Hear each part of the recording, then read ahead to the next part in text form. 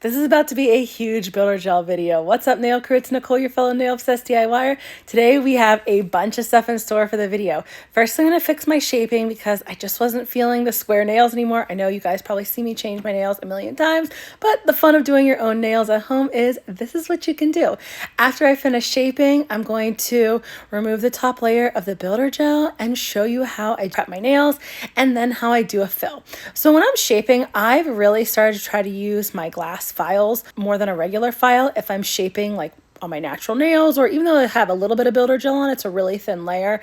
I'm using one of my Bona Fide beauty files, my glass files. You can get those off Amazon. I found one that I got last year I forgot about that actually has a little skull on it. So considering we're about to come into Halloween fall season, I was like, oh my gosh, it's perfect. So whenever I change my shape from square to a rounded almond type shape, I go back and forth on each nail. I never try to like file all the way on one side. I try to go back and forth, so I don't over file one side versus the other. Then once I finished my little round shaping, I was going for like slightly almond, slightly rounded type shapes.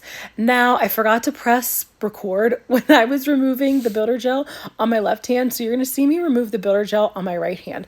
And what I like to do is I like to take the top layer down to really rebalance my apex, especially since I'm doing a new shape. I wanted to make sure that my builder gel apex was correct and my nails had grown out for about 2 weeks. So that needed to be done anyways. If I'm keeping builder gel on, my nails grow crazy fast because I use cuticle oil a few times a day and really don't touch them outside of like popping new mayonnaise off and on. So when you're removing the old builder gel, you only want to take down that top layer. I'm using a Pana 5-in-1 carbide extra fine bit, and I'm just taking off the top layers of the builder gel. It works really well. You don't want to hit your natural nail with it. So it's hard to tell in the video, but I'm actually not touching the back of my nail at the cuticle area. I am only touching where there is actual builder gel. I don't hit my new growth because you don't want to take any of these kind of bits on your new growth. You just want to use a sanding band on the new growth. Then what I'll do once I get the bulk of the builder gel down to what I want it to be, I push my cuticles back. This is going to help me for when I use the sanding band and then when I use my little ball bit to do the cuticle cleanup. I like to go over my entire nail with the sanding band. This helps to make sure that I got the builder gel filed down nice and evenly, and I use a sanding band to go through and remove any lifting I have from the builder gel before. Sometimes what will happen is I get a little bit rough ripping my dip mayonnaise off that have peel base in between the builder gel and the dip mayonnaise. I shouldn't do this, but sometimes I just want to get them off and I don't do it nicely, so I'll pull up some of the builder gel. So when I go through with the sanding band, that just makes sure there's no lifting. And then I very gently go around my cuticles with this little ball bit just to make sure there's nothing stuck to my skin after I push them back and that all of my regrown cuticles are taken off. Now, my cuticles grow super fast. Like they'll literally grow back in a couple days. My nails have always been like that. Now that all my nail prep's done, I dust off any dust that's still on my nails. Then I take isopropyl alcohol in a little spray bottle and then really scrub them down. I like to usually use a nail brush, but I forgot to grab one, so I was just using a paper towel and I did that off camera. I'm going to show you this new little builder gel station that I got that I'm absolutely obsessed with. It's from SJ3 Designs. It's for both your builder gel in a jar and builder gel in the bottle. What I didn't show in the video was there's this little ring that you can slip in where the builder gel jar goes. If you're using a bottle, it makes that little like whole area there smaller so that your builder gel bottle does not move around. And let me tell you, as somebody who knocks stuff over like all the time, I am absolutely obsessed with this. So I was super excited to finally get this. When Stephanie, the owner, said that she was getting this out, I was like, oh my gosh, like I have to have this. There's a spot for your jar lid. There's a spot for your builder gel brush. Right where you lay your hand, there's like a bunch of different options. There's 3 different options of which way you want to hold your hand on it that like snap on the top. So I don't remember which one I was using in the video. I think I was using the flat base there, but it works really well. So I'm going to show you how I use use it throughout this video. First, I dehydrate 5 nails, and then I go through and I do 2 layers of primer. The reason I do 2 layers of primer is it just really helps with adhesion. Most primers or bonds, as long as they're, you're making sure you use one specifically for gels, most of them typically recommend to use 2 layers of it to help with better adhesion. So that's what I've started doing. I started doing that a while ago when I was using Young Nails Protein Bomb, but then I had to stop using that one because it has HEMA in it and it was burning my nails. I mean, it's a fabulous bond, but now I use OG Dip Powder's HEMA-free primer, and I absolutely love that one as well, and I do 2 layers of that. So something that I didn't do with my thumb as I was going through and doing the voiceover, I realized that I did not do my slip layer on my thumb. The slip layer has been really, really key for me to get a faster, better application for my builder gels. But I totally forgot, like I've said many times, I do my nails at night. I'm always really tired, and I'm forgetful on a good day. So doing my nails at night and stuff, there'll be steps that I often just forget. And you'll see once I go to my pointer nail of what a slip layer is. So a slip layer is when you do a really thin layer of the builder gel, or your rubber base. You also do that with your rubber base, and it's a really thin layer that goes over your entire nail that you do not cure. And then you take a bead of the builder gel, place it back towards the back of your nail, like towards the cuticle, but not all the way back there. And then you're going to take the bead of builder gel and float it to the back of your nail and down the center of your nail, and then slowly float it along the sides.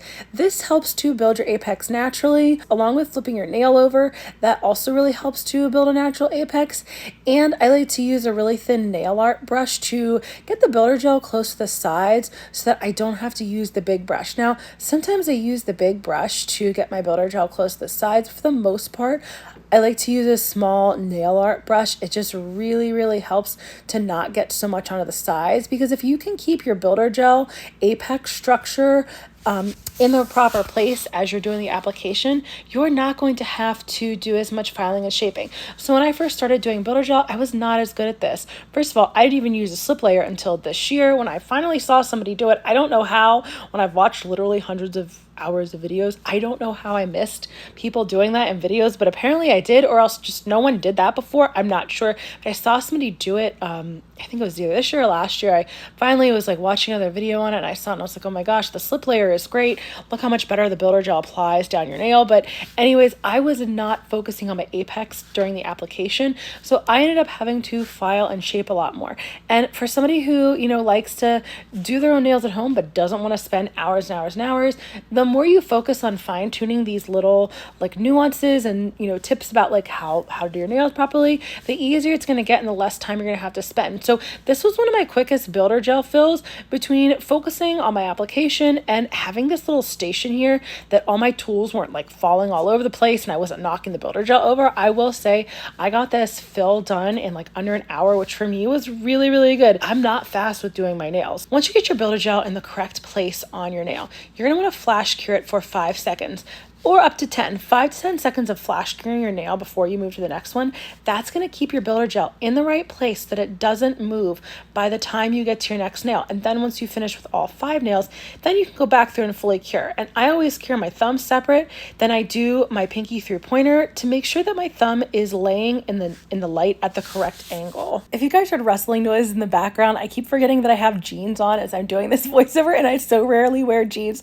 So I'm trying not to move my legs as I do this voiceover, so you don't have to hear my jeans rustling in the background. But if you're really struggling with builder gel application and you like watching videos but you just feel like it's not quite enough information, I just released about 2 months ago a huge Builder Gel 101, the ultimate guide to applying builder gel overlays, where I go through every single thing that I talk about in my videos, plus tons and tons more. It's over 48 pages of everything you need to know, from prep to application to removal. I will always keep linking that in the description and in my very first comment to make sure that you guys have the resources that you need to apply your builder gel overlays at home. Now back to finishing this builder gel mani. Once I finish doing all my curing, I go through and I spray my nails with isopropyl alcohol, wipe them off so I can do any filing and buffing and shaping that I need. And I've really been liking just wearing the builder gel without doing gel base and gel top over it. So what I do is just fix up the shaping a little bit with one of my nail files, one of my hand nail files,